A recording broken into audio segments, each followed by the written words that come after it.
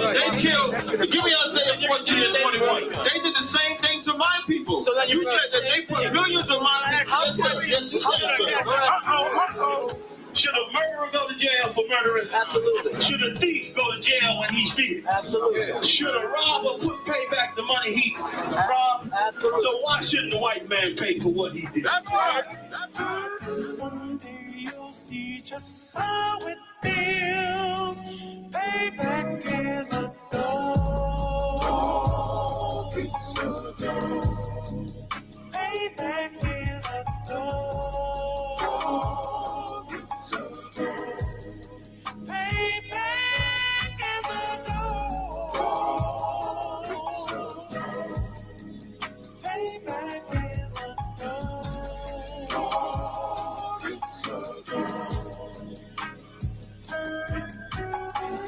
I'm in a hell of a hole, was never expected to grow. This obstacle set in the road, that a result of me selling my soul. The story I'm telling is cold, but yet it's what everyone knows. The white man's the devil is known. America was never our home. Only a place of captivity, safe facility, hating, disfigure me. They claim that I'm lazy, be killing me. Maybe the slavery draining my energy. 400 years and counting. The trail of my tears is countless. The fact that I'm here is astounding, but I can't wait till this shit is surrounded. Ready to tangle my king and the angel, be ready to rap. Crack in the sky, nuclear missiles will make it official. I'm capturing every cracker surviving. Put them all in chains where they need to be. Slavery for me. And let the whole world see that with them in the cage and safer in the streets. Put the dog on a leash. Get resolved for the beast. 144, get the ruler show, we could all be at peace. As soon as the trumpets are sound, your kingdom we busting it down. The only way justice is found, the time for your judgment is now. You'll see just how it feels. Payback is a dog. It's a dog. Payback is a dog.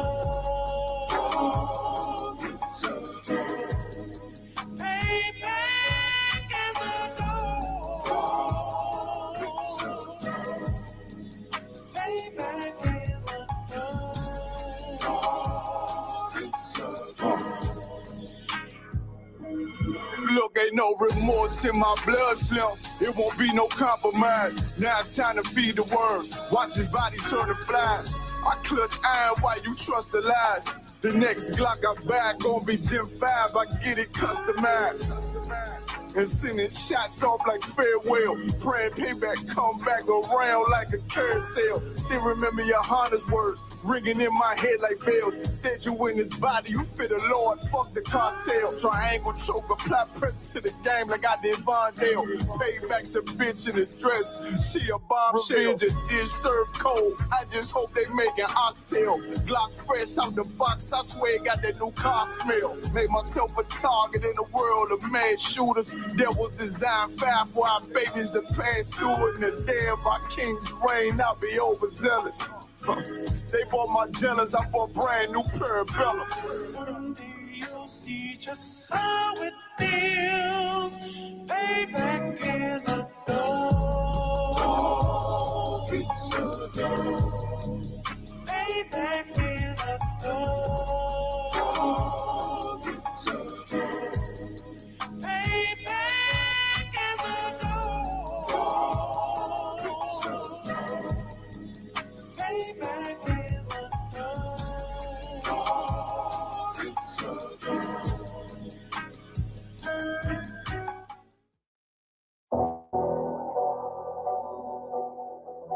I got you.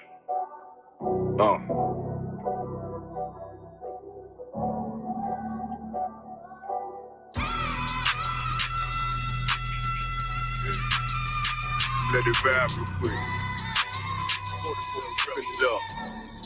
Look. The city eyes. It's time to vote God. My God, a real nigga. Cause he wasn't no flaw. Posted on the corner like a watchdog. Family secure, got that shot in the closet by the mob ball. Fuck what they heard, but tell them it's all true. Be cautious, that foundation voltage to fall through. They gon' fall. Look, I keep this shit 50 times 2. Ain't no more heart in this game, I'm John Q. Colder than the avalanche, way above average. Revenge taste sweet, told him make me an apple tree. Left us in the valley full of bones, this where hope fail. Child become a man, dark sands get broke down. Riding through Evans to a mall quad, telling me how them crackers turn this child into a ghost town. Focus up, nigga, I lay that game down. I feel his pain, cause nothing is the same now. Never light shine like heaven through a rain cloud. Glock have a fit like my child, no tangent. Try to warn them niggas we bear arms like tarantulas. Them other niggas rap, I make anthems. I really see profits under this banner. Make my enemies bow down on camera. Told my design I wanted black and white like a panda. I'm better than that nigga that sunk dirty Diana. Look, I move like a Brazilian, precious cargo, spirit Asian, but I got a new semi-auto. Wave that bitch around like where's Wardo. Sleep if they won't, I cut through they Z's like I'm Zorro. Hate me for his name, so I gotta keep that steel clutch. Trust me, I'm not what you think. I squeeze till it click like Dorothy when the heels touch. The world got me dumb, I don't feel much. Ride around with Yara down, just left the state bridge. Looking for a bitch better than Baby's kid. Remember I dropped Quiet Storm, I've been gone ever since. Still in the field, fuck them niggas on the fence, yeah.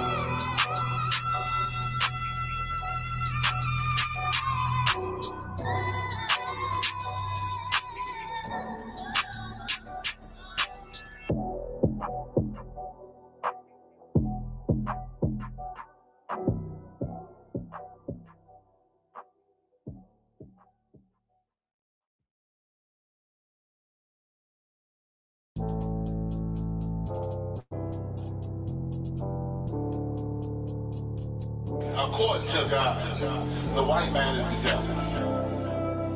See, I've been in here for a little minute. You know what I'm saying? And I see niggas, they like to talk a lot. They like to claim leadership. They like to claim this and that. You know what I'm saying?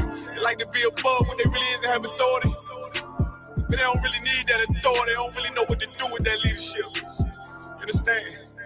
You hold hands with this white ass, need to stop and ask you to give a damn what you talk about. Don't give a fuck what you believe, nigga. Gotta stand up to serve my God. We don't pray on our knees, nigga.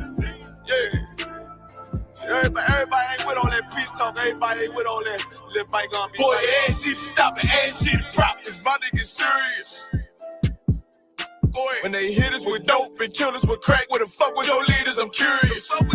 He cashed out on your blood, traded you in and bought a new biz. Ask you the profits, I tell you the scheme. If you don't wake up, you gon' die in your dreams. I say you won't tell you no more. I swear these crackers try to kill us slow. Just spoke to a nigga and fed he up on parole because of the COVID. It feel like the host in this world that don't go together. Nowhere is gold in the ghetto. I'm in the city blazing with my niggas. Just told the devil the score never settled.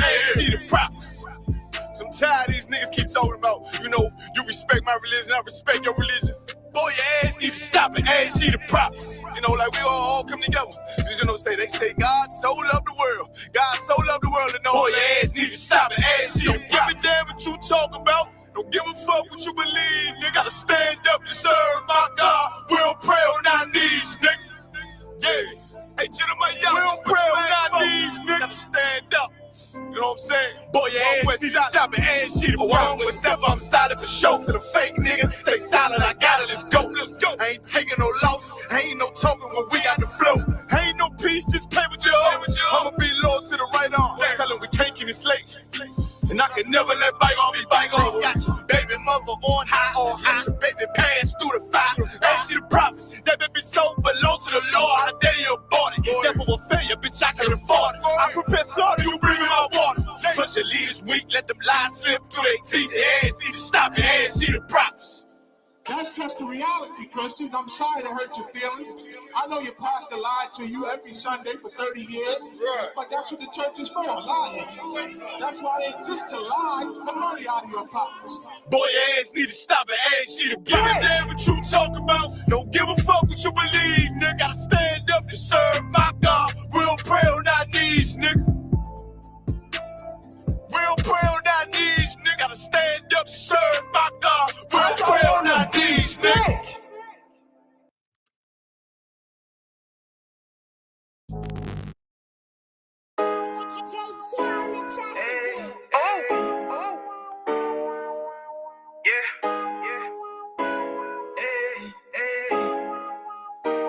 Fuck wrong with you, boy? You know what time it is, nigga. Better watch how you step in. Yeah. But that was my nigga.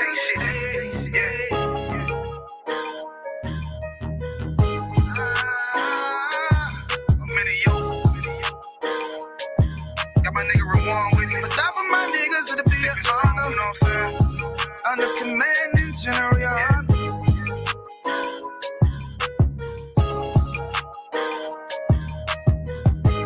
Die for my niggas, it'll be an honor and a blessing. Look. Hey, straight off the top, I love all of my niggas. That shit ain't gon' stop till we on top and we ballin', my nigga. We be fly as fuck, you know them bitches be stalking my niggas. That shit'll never change and it's the same with all my niggas. City to city, I should be at home. That's what my ribs say.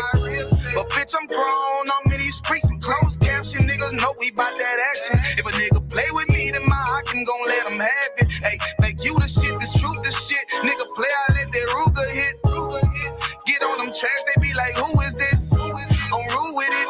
Ain't got no manners. All them pussy niggas talking shit. Y'all know they can't stand us, but we UPK Louisiana, bitch, that's what I'm ripping. And my niggas solid number, real ones in my section. If you wanna get down, put your boots on, start stepping. Brotherhood is a weapon. Brotherhood is a weapon. Better watch how you stepping, cause brotherhood is a weapon. If I die for my niggas, it'll be an honor and a blessing. Better watch how you stepping, cause brotherhood is a weapon. Brotherhood is a weapon. Better watch how you stepping, cause brotherhood is a weapon. If I die for my niggas, it'll be an honor and a blessing. Better watch how you stepping, cause brotherhood. I lay my life down right now for all my sisters and brothers because I love them. I see them dapping and hug them. It's amazing to see how well we adapt from the struggle. Born again from a life of sin, trapped in the gutter. My mind frame was to kill my own kind. Feeling inferior, waking up ready to die. Run with them killers, so it's just a matter of time. For I take your life or let you take mine. That's when I realized the slaves killing slaves while the white man live to get old. We in them graves, and shit got me feeling played. I opened the Bible, went through them records, found out we was royalty, a nation to be respected. But in this world we rejected, we hated for our complex. Still fighting to get accepted. We hear the truth and reject it, but love is getting corrected. And all my niggas correct me. The commandments, the foundation we erected. Brotherhood is a weapon. Brotherhood is a weapon. Better watch how you stepping, cause brotherhood is a weapon. If I die for my niggas, it'll be an honor and a blessing. Better watch how you stepping, cause brotherhood is a weapon. Brotherhood is a weapon. Better watch how you stepping, cause brotherhood is a weapon. If I die for my niggas, it'll be an honor and a blessing. Better watch how you stepping, cause brotherhood is a weapon. Hey, hey. Hey, hey.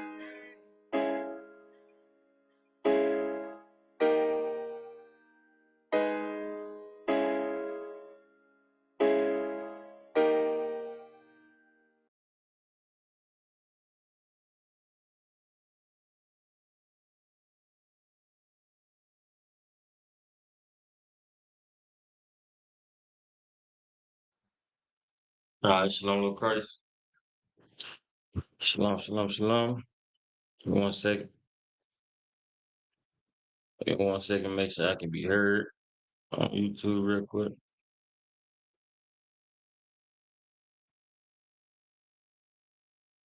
Give me 1 second. Make sure I can be heard. All right. Let me look at Facebook. I believe we're still having issues getting up and running on Facebook.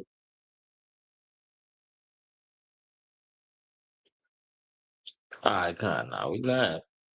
All right, Most High Christ. All right, Shalom Israel. This is the ISPK, Israelite School of Universal Practical Knowledge. Start at 1 West, 125th Street, Harlem, New York. Under Commander General Hunter. We've been established since 1969, and since 1969, we've been teaching truth according to the Bible. What is this truth according to the Bible? The truth is Blacks, Hispanics, and Native American Indians descend from the greatest people to ever walk the face of the planet Earth, and we make up the 12 tribes of the nation of Israel. All right, so tonight is Tuesday night brotherhood class. If anybody got any questions, type them down in the chat. You know what I'm saying? Put your questions in the chat. And if not, I just go ahead and continue with the class. No sweat. Give me 1 second. All right, tonight's class is a man after the Lord's heart, King David. You understand? A man after the Lord's heart. Why was King David described in the scriptures as a man after the Lord's heart? He was a man after the Lord's heart because he had the features, the traits, you understand, of the Lord. He picked up the spirit of the Most High, that zeal that he had. The scriptures describe the Lord as a man of war. Not only is the Lord a man of war, but the Lord is merciful. You understand? We're going to get scriptures. We're going to break down the story of King David. You understand? Anybody got any questions? Just type in the chat. We're going to start with, we're going to start in the book of 1 Samuel. We're going to be in Samuel a few times, but we're going to start in the book of Samuel, 1 Samuel, chapter 8 and verse 4. All right. The book of 1 Samuel, chapter 8 and verse 4. Then all the leaders of Israel gathered themselves together and came to Samuel unto Ramah, verse 5, and said unto him, Behold, thou art old, and thy sons walk not in thy ways. Now make us a king to judge us like all the nations. You understand? Right now, this is the people, the elders of Israel gathering themselves around Samuel. Who was Samuel? He was one of the most renowned and most respected righteous brothers at the time. He was one of the most respected judges of Israel over the time. Notice it said all the elders of Israel. You understand? Before we had a king. This is before we had a king. This is what the people asking for. They asked for a king to judge us like all the other nations. Of course, they were in the wrong for asking for this, because we are not to be like the other nations. We are supposed to be a holy, separate people from all the other nations. But we come and we ask to get a king, something that we have never had before in history to that date. All right. Verse 6. But the thing displeased Samuel when they said, Give us a king to judge us. And Samuel prayed unto the Lord. Verse 7. And the Lord said unto Samuel, Hearken unto the voice of the people, and all that they say unto thee. For they have not rejected thee, but they have rejected me, that I should not reign over them. You understand? They want a king to reign over them, not the Most High. You understand? What they want is to be like the other nations. And Samuel could not believe it. It said this thing displeased Samuel. Samuel was a righteous brother. He could not believe that they would come and ask for a king. Literally saying, give us a king like the other nations. All right. But the Most High said, let's listen to him. Hearken unto the voice of the people. They have not rejected you, they have rejected me. You understand? And these verses right here is what prompted us getting the king over all of Israel. The first king, of course, being Saul. The first king of all Israel. This right here led into us crowning Saul as the king of all Israel. Right? Now we're gonna drop that. We're gonna go to 1 Samuel chapter 13 and verse 13. Hold on, give me a second. Give me a second. 1 Samuel chapter 13.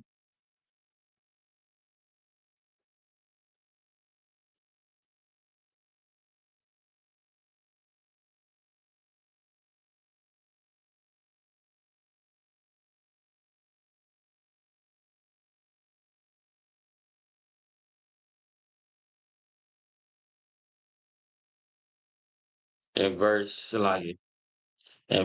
14. Verse 13. And Samuel said to Saul, Thou hast done foolishly. Thou hast not kept the commandment of the Lord thy God, which he commanded thee. For now would the Lord have established thy kingdom upon Israel forever. You understand? So at this point in time, Saul didn't even do right. The king that the people asked for did not do right by the Most High. You understand? He made some burnt offering. He saved some people he wasn't supposed to save. You understand? You have to go up and read it. You have to go up and get the context for it. All right. But in a nutshell, he went against what the Most High had to say. Verse 14. But now the kingdom shall not continue. The Lord had sought him a man after his own heart, and the Lord had commanded him to be captain over his people, because thou hast not kept that which the Lord commanded thee. All right. So this is foretelling the coming of King David. You understand? Samuel told Saul, you ain't did what you were supposed to do by the Lord. All right. Because of this, it's gonna be somebody that come and replace you. It's gonna be somebody who comes and is better than you, who will actually lead the people how the Most High want them to be led. Somebody who was after the Lord's own heart. All right.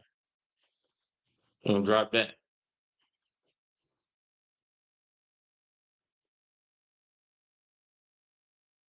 We're gonna go to the book of 1 Samuel chapter 6. 1 Samuel chapter 16 to verse 6. Try to get through a few of them. And I'm gonna give y'all just the context, all right? So now in chapter 16, this is saying, this is the Lord, after dealing with Saul, he told Samuel to go and find a leader, go and find the new king of Israel among the sons of Jesse. So Samuel went out, and first off, Samuel was afraid of even finding somebody to replace Saul. You understand? The Lord had to tell Samuel not to be afraid, because he knew he knew the kind of brother that Saul was, which reveals itself later on in the scriptures. All right. Saul did not take kindly to being replaced at all. All right. And this is how the Lord found King David. This is the book of 1 Samuel, chapter 16 and verse 6. And it came to pass when they were come that he looked upon he looked on Eliab and said, Surely the Lord's anointed is before him. But the Lord said unto Samuel, Look not on his countenance or on the height of his stature, because I have refused him. For the Lord seeth not as man seeth. For man looketh on the outward appearance, but the Lord looketh on the heart. You understand? And this happened repeatedly. Samuel kept seeing brothers, sons of Jesse, you understand, who would have had a great countenance, who of a great stature, tall, fit, looked like they were able to lead men, looked like they were able to be leaders of men. And this was carnal of him. Because the Lord said, what? He sees not as man sees. He don't look on the outward appearance. The Lord looketh on the heart. You understand? Not only does the Lord look upon the heart, the scripture say the Lord tries our hearts. He tries our reins. He says he searches our heart. He tries our reins. Our reins being what? What controls us. Think of like a reindeer. What you steer a horse with. You understand? He tries our reins. He's gonna find out what's our vice, what makes us move. How can we be controlled? What would we fall weak to? You understand? That's what the Lord cares about. He doesn't care about how people in the world see people. You understand? In the world, You get love and admiration just from being a person who likes to fight. Because people in the world are carnal. You can be the most wickedest bastard ever on earth. But people are carnal in the world, man. We celebrate gangsters and thugs and unalivers. We celebrate murderers and robbers. We look on that outward appearance, man. And we have these people be the ones who our children look up to. Instead of actually being stand-up people and austere and righteous people and actually saying the truth, because everybody knows the truth is it's wicked as hell to be a murderer. Listen to all this music that we love. Just listen to it from a righteous standpoint. You can tell, you can tell that something is not right. And we can laugh and dance to songs about people being unalived and murdered. You understand? Something is not right. Brother Colossus, I said, they just gave Big Meech a whole welcome home party. Come. We praise the hell out of Big Meech for what? Selling drugs. Getting rich off of selling dope. That's what we praise Big Meech for. You understand? We thought he was the greatest man in the world off of selling drugs. Not for being righteous, not for taking up for black women, taking up for black women and kids, being an upright man. Instead, he sold them drugs. And we love him. We loved him for that. All right? That's all the hell he did was sell drugs. You understand? And we love people for that. But the Most High says he doesn't care how much money it looks like somebody's getting. He doesn't care how big and strong they look. He cares about what's in their heart, how they think, what they would do, would they lead their people, would they be able to actually lead their people and guide them to righteousness, or would they have them unaliving each other? Would they have them fighting against each other and stealing from one another? Would they be jealous of somebody? You understand? You know, it's people who can be way richer than a brother and still hate a brother just because they have something that they don't have. Money is not everything. All right. You hate a brother who's less fortunate than you, but you love his real, don't you? He's less fortunate than you, but he's an amazing father, and you hate him for it. All right. We have to be able to judge someone by their character. You judge somebody by their merit. The scriptures, the kingdom of heaven will be a meritocracy.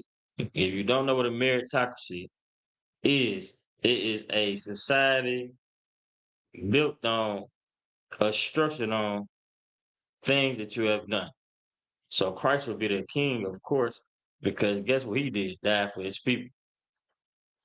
All right. Things that you have done, well, the more good you have done and righteous things you have done, the higher your position in life will be. All right. What is America? A so-called democracy. It's supposed to be all for the people, but it is not all for the people. All right. It's on the outward appearance, it's a democracy. But if it was really a democracy, why the hell are we still starving? Why the hell does everybody complain about gas prices? Why the hell does everybody complain about rent going up? You understand? Why are we still complaining about our wages? If this was truly a democracy, you understand? America is more so a damn a bureaucracy, or autocracy is like a autocracy is a dictatorship. I won't say it's a dictatorship, but it is a bureaucracy which is made by appointing certain people. So white supremacy runs America through a bureaucracy system because they appoint people and their families and other white supremacist leaders, rich people, what have you, into whatever position they want, and they cover all their wickedness. And they steal from the poor and give to the rich. All right. That's all America is. Shalagi. Let me get back to the scriptures. One second.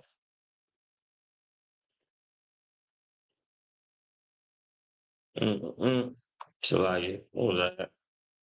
I was in the book of Samuel, 1 Samuel.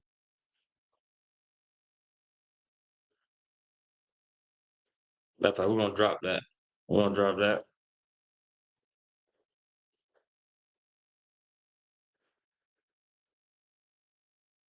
And we're gonna go to the book of 1 Samuel, chapter 17.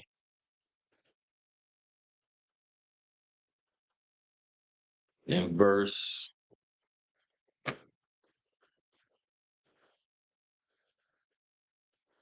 in a second.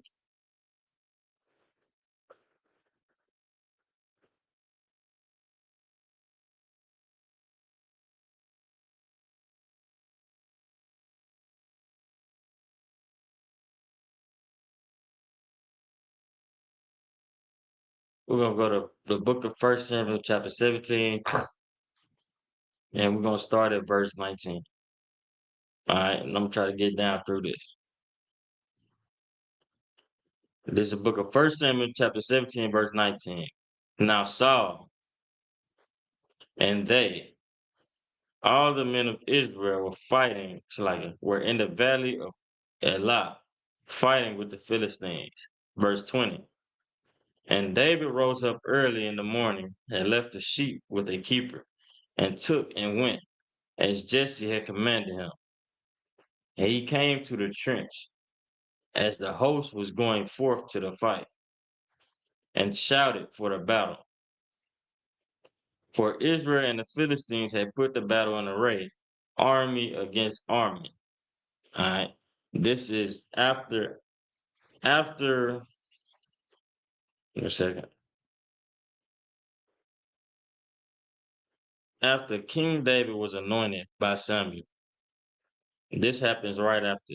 This will happen right afterwards. This is the story of David versus Goliath. All right. This is not the story of David versus some giant that is 200 feet off the 200 feet tall, anything like that. All right. This was a giant, as in a man of great stature. He is a tall man, but he is not an unbelievably tall man. All right. He's not a giant as you would think, as movies and the white man propaganda will make you think. All right. He was a warrior. I'm gonna keep reading. Verse 22. And David left his carriage in the hand of the keeper of the carriage, and ran into the army, and came and saluted his brethren. And as he talked with them, behold, there came up the champion, the Philistine of Gath, Goliath by name, out of the armies of the Philistines, and spake according to the same words. And David heard them. And all the men of Israel, when they saw the man, fled from him, and were sore afraid. You understand? And this is what they did when they seen Goliath. When they saw him, they were sore afraid, because he was a damn warrior, man. Goliath was no joke. Goliath was down there ripping people's heads off, cutting people's heads clean off. You understand? It says he was a champion, the Philistine of Gath, Goliath by name. You understand? Verse 25. Verse 25. And the men of Israel said, have you seen the man that has come up? Surely to defy Israel has he come up.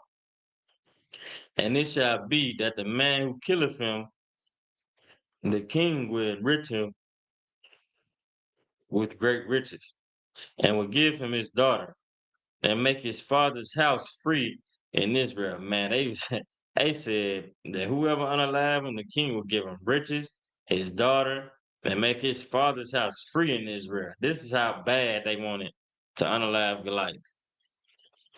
This is how serious of a threat Goliath was. And everybody was afraid of him. No matter how much the king was offering, everybody was afraid, except for you know who, King David. I'm gonna keep reading. Verse 26. And David spake to the men that stood by him, saying, what shall be done to the man that killeth this Philistine, and taketh away the reproach from Israel? For who is this uncircumcised Philistine? They should defy the armies of the living God. Now, David was a straight thug, man. And David was a real man. You understand? And David was like, man, who is this uncircumcised Philistine to think he finna defy the armies of the Lord God? And David didn't give a damn how big he was, how strong he was. What David knew is he was fighting against the most high power. So David knew he could take him out. It don't matter how well of a fighter was, man. It don't matter how trained you are. If the Lord is not with you, it can be a it can be a couch potato, and you can be an untrained, or you can be a trained, seasoned fighter. And the day that the Lord chooses to go, the day you choose to go against the Lord let that couch potato put you on your behind, put you on your back pockets. All right. Said David started roasting. God, he like, who is this uncircumcised Philistine? You know what I'm saying? He knew he wasn't with the Lord. He knew the Lord wasn't with him. So he can take him out. All right. Verse 27. And the people answered him after this manner, saying, so shall it be done to the man that killeth him. Verse 28. And Eliab his brother heard when he spake unto the men. And Eliab's anger was kindled against David. And he said, why camest thou down hither? And with whom hast thou left those few sheep in the wilderness? I know thy pride and the naughtiness of thine heart, for thou art come down that thou mightest see the battle. Man, his brother, David's brother's like, man, I know you. You came down here for the battle, man. You came down here to get into something. You up to no good. And y'all know how them big brothers come out checking them little brothers, man. Be like, you ain't ready for this. This ain't what you want. All right. Verse 29. And David said, what have I now done? Is there not a cause? And he turned from him toward another and spake after the same manner. And the people answered him again after the former manner. And when the words were heard which David spake, they rehearsed them before Saul, and he sent for him. All right, so now the brothers who are around, they heard what David said, and they heard David accept this challenge. He accepted this challenge of Goliath. So they went and told the king, Saul, and Saul sent for King David. And David said to Saul, let no man's heart fail because of him. Thy servant will go and fight with this Philistine. He's like, man, hey, don't let nobody else fear this uncircumcised Philistine, this heathen. I will go and handle it. All right. Verse 33. And Saul said to David,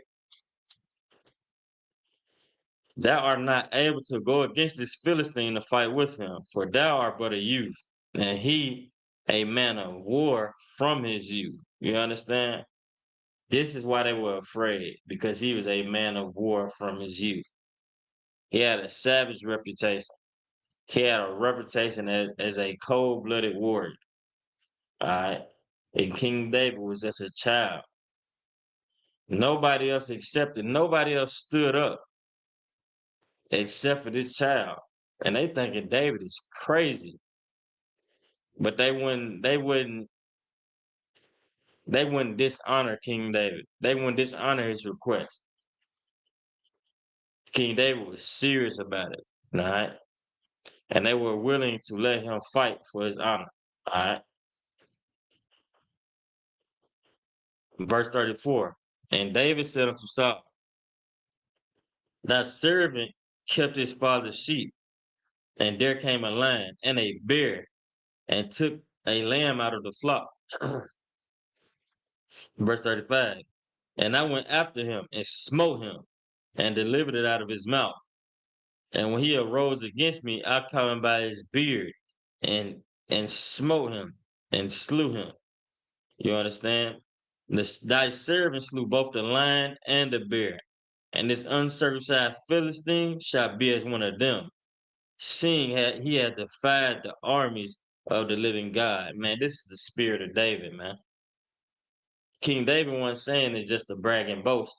King David laid down his resume.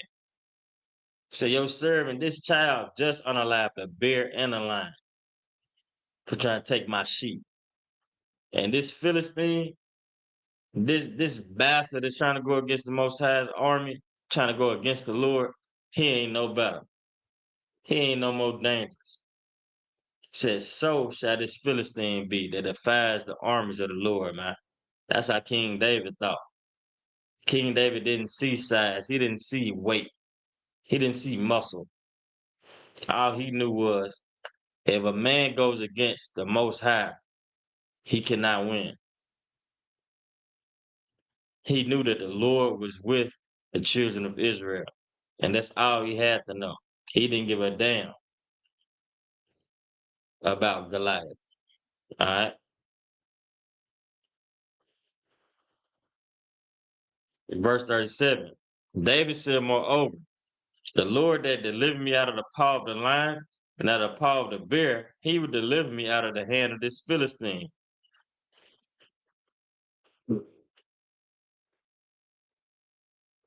Man, that was heavy what King David just said, man. Not only did he say what he did right there, he didn't just give his resume, but he said it was the Lord who did it. You understand? He wasn't just saying that, he wasn't saying this like he was some big, bad, macho brother. He was saying the same way the Lord delivered me out of the hand of the bear and out of the hand of the lion, so he delivered me out of the hands of Goliath. Because he knew he would never win a damn thing if the Lord ain't with him. All right. And that's a fact. On the way to the land of milk and honey, it was a time where Israel kept on losing battles.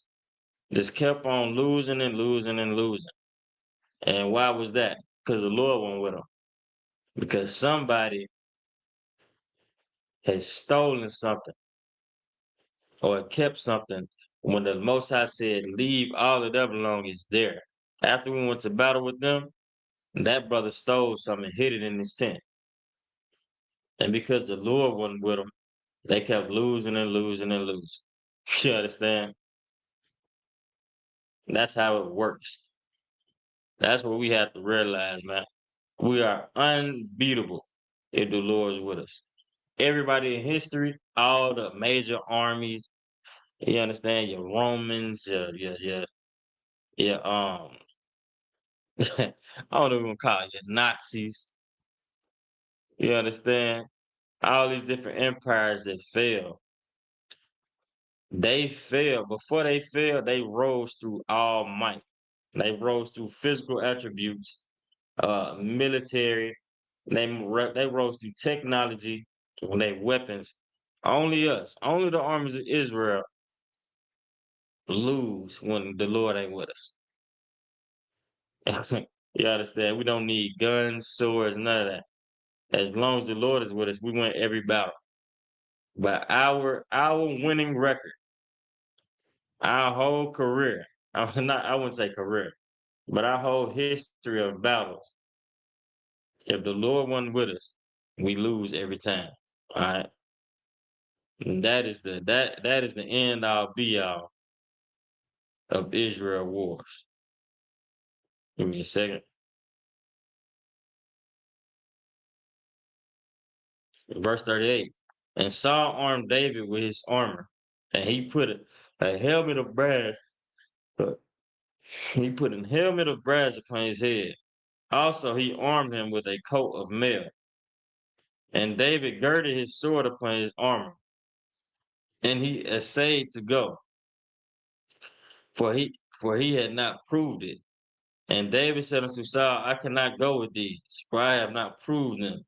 And David put them off him. You understand? Verse 40. And he took his staff in his hand and chose him 5 smooth stones out of the brook and put them in a shepherd's bag which he had, even in a scrip. And his sling was in his hand. And he drew near to the Philistine. And the Philistine came on and drew near unto David.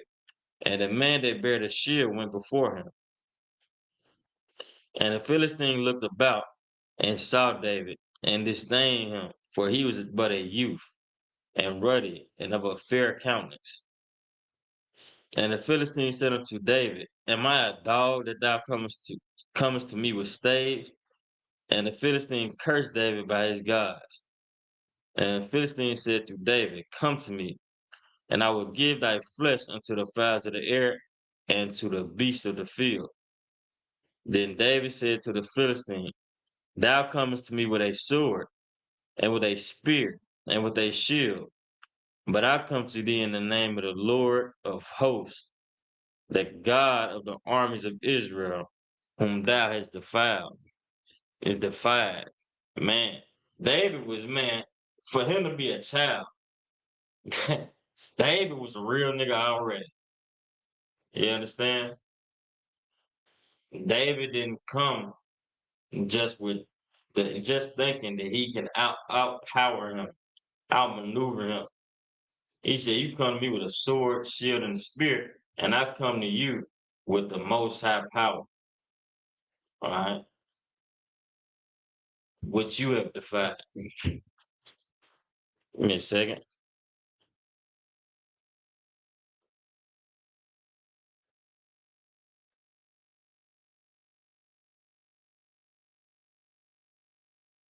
Verse 46. This day will the Lord deliver thee into mine hand, and I will smite thee, and take thine head from thee.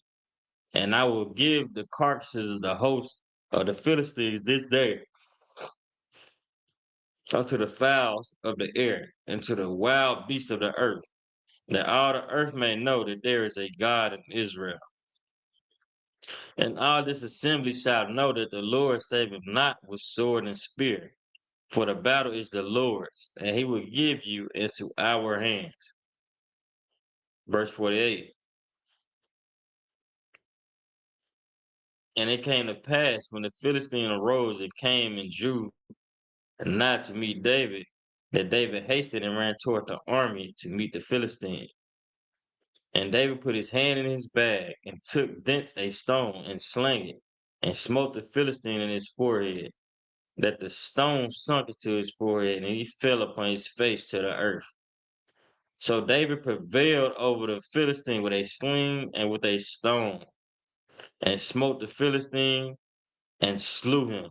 But there was no sword in the hand of David. You understand? King David didn't even need a sword. This wasn't even a fair fight. Why wasn't it a fair fight? Was it not a fair fight because David was a child and this was a man of war, a grown man? Or was it not a fair fight because David didn't have a weapon, didn't have a sword, spear, or shield? It wasn't a fair fight because the Lord was with King David and he was not with Goliath. The odds were not in Goliath's favor. You understand? And it says a couple verses up, and King David said this, All this assembly shall know that the Lord saveth not with sword and spear, for the battle is the Lord's, and he will give you into our hands. That was heavy, man. He did this to prove a point. He did this to show that the battle is not won through physical strength. The battle is spiritual. The scriptures say the weapons of our warfare are not carnal, but spiritual, through the breaking down of strongholds. All right, the things that have control of our mind. The way that we see people has a control on our mind. The way that we think about people with money, the way that we trust and believe and love money is a stronghold on our mind. A lot of people, nobody really even want to fight Goliath. Why? because of how he looked on the outside. You understand his strength that they feared. They feared his carnality instead of just trusting in the Most High. That's why the weapons of our warfare are not carnal. That King David knew in his spirit, can't nobody mess with the Most High. Can't no Philistine, whoever. You can call him a giant, whatever. As long as the Most High is with me, I can't lose. All right.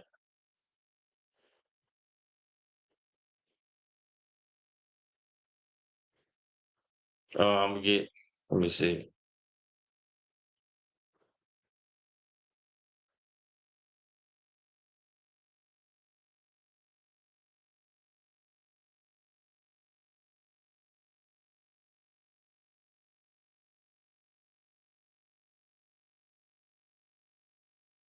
Uh,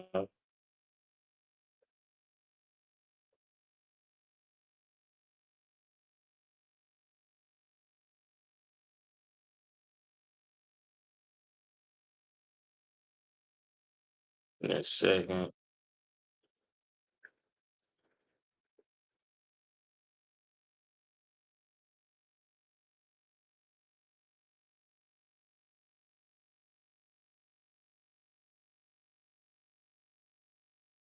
All right, I'm just finish this off with a couple more quick scriptures. I might do a part two of this. So I will not get to. I will not get to the history between King David and King Saul. Oh, matter of fact, I'm gonna try to do this real quickly. All right, I'm gonna go to the book of 1 Samuel, chapter 18, and verse 6. The book of 1 Samuel, chapter 18, verse 6. All right, remember, this is directly after. This is the aftermath of the battle between the Philistines and Israel, and King David slaughtering. He was not a king at this time, but this was David slaughtering Goliath. All right afterwards. This is the book of Samuel, chapter 18, and verse 6. And it came to pass as they came, when David was returned from the slaughter of the Philistines, that the women came out of all the cities of Israel. Remember that word, women. You understand? That the women came out of all the cities of Israel, singing and dancing to meet King Saul with tabrets, with joy, and with instruments of music. And the women answered one another, and they played and said, Saul had slain his thousands, and David his 10,000. You understand? Verse 8. And Saul was very wroth, and the saying displeased him. And he said, They have ascribed unto David 10,000s, and to me they have ascribed but thousands. And what can he have more but the kingdom? You understand? Verse 9. Saul eyed David from that day and forward. The history of Saul and David is this. Saul was jealous of David. You understand? He said, and what can he have? So like, you said it right. And what can he have more but the kingdom? You understand? So the Saul's man, he's like, I'm the king of Israel. First off, why the hell is everybody showing love, so much more love to David than me? You understand? And because of all this love and admiration, he's like, man, what next is he gonna take? The kingdom? What else can he take? My throne? Ever since then, man, because some women were chanting and singing a song, he hated King David. He couldn't stand King David. He could learn to forgive King David. It's not even something that King David done personally to him. It's because of the way other people viewed him. He couldn't stand it. He he had too much pride to let another brother outshine him. He had too much pride to allow King David to get some damn credit. Samuel is not. I'm just like Saul is not the one who went and slayed Goliath. It was David. The least he can allow him is a song sung by the women of Israel. Man. You understand? So because of this one little thing, it says Saul eyed him from that day forward. Saul tried to unalive David many times, tried to chase him out of Israel. He tried to unalive his own son Jonathan for trying to help King David. That's how bad he wanted to unalive him. And guess what? David never, not once, he never once tried to kill King Saul. Why? Because he was the Lord's anointed. David honored Saul no matter how wicked he was, no matter how right he would have been for unaliving Saul for him trying to unalive him. He said he would never touch the Lord's anointed. You understand? The scriptures say, "Vengeance is mine," saith the Lord. King David knew this well. He understood this well, man. Give me a second. I'm gonna get one more real quick. 1 second.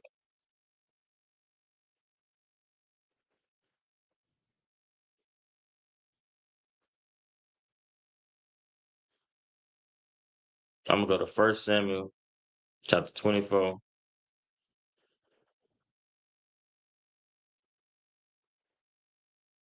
And verse 1. I'm gonna try to read it real fast. And it came to pass when Saul was returned from following the Philistines that it was told him, saying, "Behold, David is in the wilderness of En-Gedi." Verse 2. Then Saul took 3,000 chosen men out of all of Israel and went to seek David and his men upon the rocks of the wild goats. This is how bad Saul wanted to unalive King David. Just David before he was a king at that time. He heard he was in the wilderness in some damn caves. He heard he was in the wilderness on the rocks of wild goats, meaning clefts, things like that.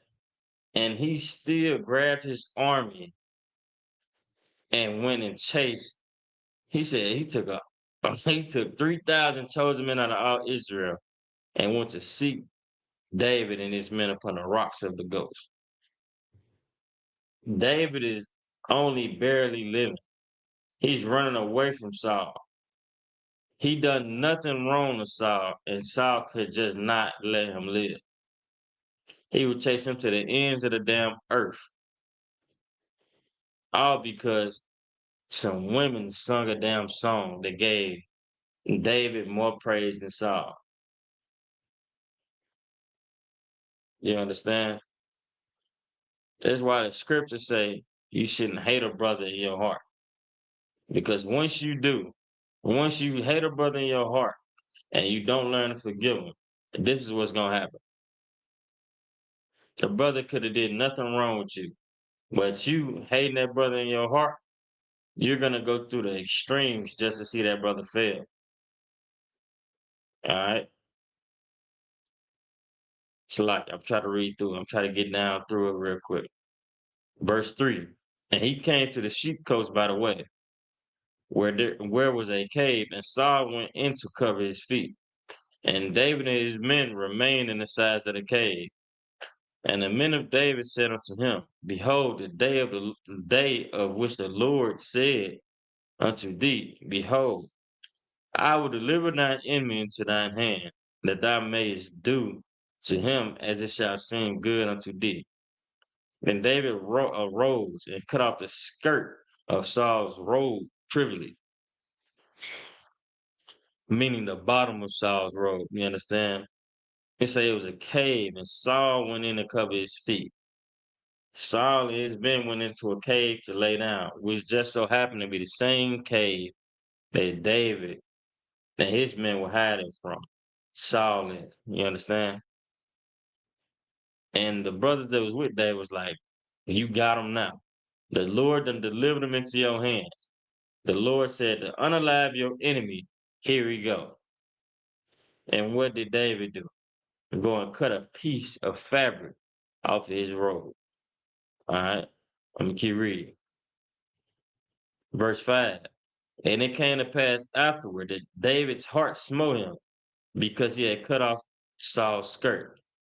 And he said unto his men, the Lord forbid that I should do this thing unto my master, the Lord's anointed, to stretch forth mine hand against him, seeing he is the anointed of the Lord. This is how much honor David had for the Lord, man. How much love he had for the Lord.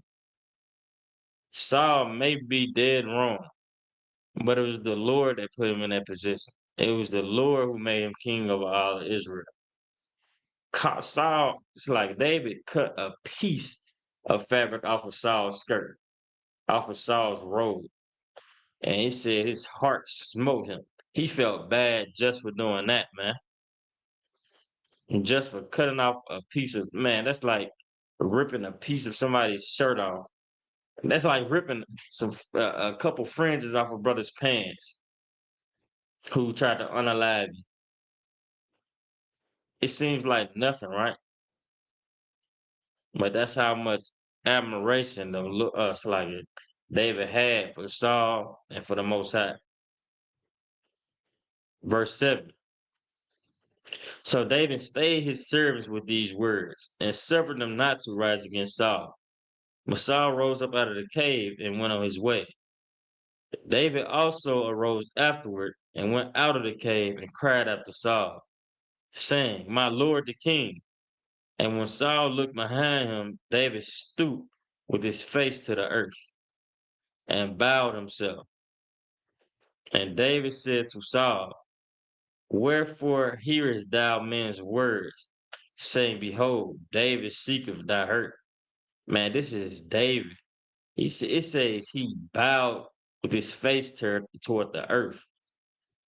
He's still honoring Saul, who tried to unalive him numerous times, so much so he got hundreds, I believe thousands of men or hundreds of men waiting to catch him right now. He just followed him into a damn cave, into the wilderness. And he's bowing to him, man, saying, why are you listening to people who say I seek to hurt you? All right, verse 10. Behold, this day thine eyes have seen how that the Lord had delivered thee today into mine hand in the cave. And some bade me kill thee, but mine eye spared thee, and I said, I will not put forth mine hand against my Lord, for he is the Lord's anointed. You understand? Verse 11. Moreover, my father, see the skirt of thy robe in my hand, for I cut off the skirt of thy robe and killed thee not. Know thou and see that there is neither evil nor transgression in mine hand, and I have not sinned against thee. Yet thou huntest my soul to take it. The Lord judge between me and thee, and the Lord avenge me of thee, but mine hand shall not be upon thee. As saith the proverb of the ancients, wickedness proceedeth from the wicked, but my hand shall not be upon thee. After whom is the king of Israel come out? After whom doest thou pursue? After a dead dog, after a flea? Said, after whom is the king of Israel come out, man? Who do you pursue? A dead dog, after a flea? What do you see me as? Nothing? You understand? I'm a brother to you, your servant, your loyal and honorable servant. I wouldn't dare unalive you. How can you be treating me so damn badly? He compared himself to a dead dog after a flea. Verse 15. The Lord therefore be judge and judge between me and thee, and see and plead my cause and deliver me out of thine hand. You understand? Start reading on that. But after this is when Saul finally realized how wrong he was for trying to unalive David all of these times, man. This shows you the character of David. Even with his life on the line, he will not go against Saul. He will not go against the Most High. He said, the Lord avenge me of thee. You understand? If I'm in the wrong or if you're in the wrong, the Lord will handle this. All right? And that is why the scriptures say that King David was a man after the Lord's own heart.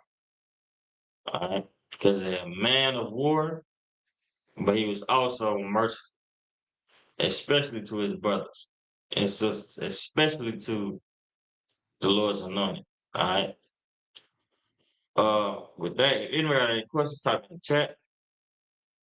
Now I'm gonna leave the chat open for a couple seconds. If I don't see anything, we're just gonna go into class with that. And I'm gonna get a song ready to roll it out with. All right.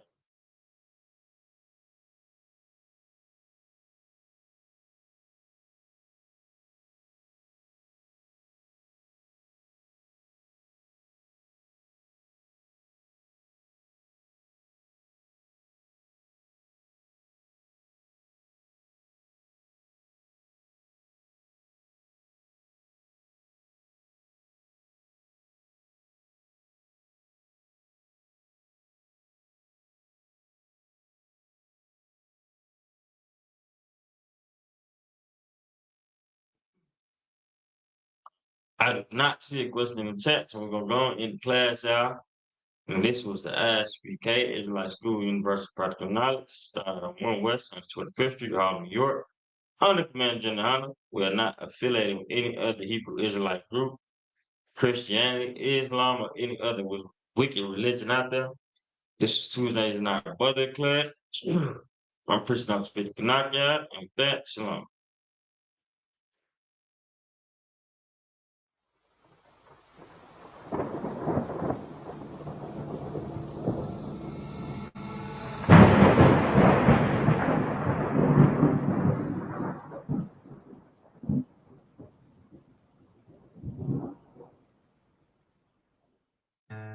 One West till they bury me. I'm one West till they bury me. I'm one West till they bury me. I be one West to the death till they bury me. One West till they bury me. I'm one West till they bury me. I'm one West till they bury me. I be one West to the death till they bury me. I be one West to the death till they bury me. They ain't scaring me. Rip the soul out of Pharisee. Speaking heresy and get you fucked up apparently. It's like they daring me. I said chill, they ain't hearing me. They ain't listening. Every bar nitroglycerin. Hit your heart, bring it back to start, make you live again. Get them dividends, so we start getting ignorant. I be on that soldier shit. I told you shit phenomenal. Nobody abdominal. So what you sucker trying to do? Rhyming comical, guess it's funny until I'm bombing you. Bring a pocket. Lift to them pussy niggas is popping shit. Team of all-stars, I coach them up like I'm Popovich. Fuck the politics and the lobbyists and apologists. They vagina, so we gon' check them like gynecologists. It's kinda obvious how the situation is ominous. The way I vomit this and regurgitate for the audience. They start applauding this cause the competition is fraudulent. From the era where niggas smoke you up like a parliament. The flow been stupid, shit has gotten retarded since all the dominance of one West rising to prominent. Cause I be one West to the death till they bury me. I'm one West till they bury me. I be one West to the death till they bury me. I'm one West till they bury me. I be one West to the death till they bury me. I'm one West till they bury me. I be one West to the death till they bury me. I'm one West till they bury me. They want a nigga quiet, mute my maneuvers. But I ride like I got Groupons for Uber.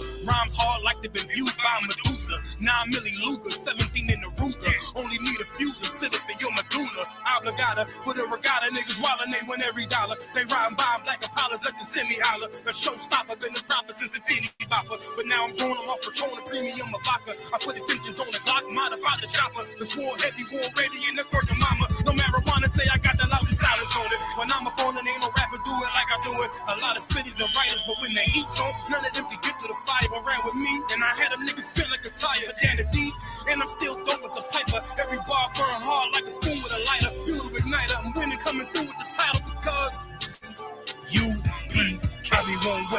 death till they bury me. I'm one west till they bury me. I be one west to the death till they bury me. I'm one west till they bury me. I be one west to the death till they bury me. I'm one west till they bury me. I be one west to the death till they bury me. I'm one west till they bury me.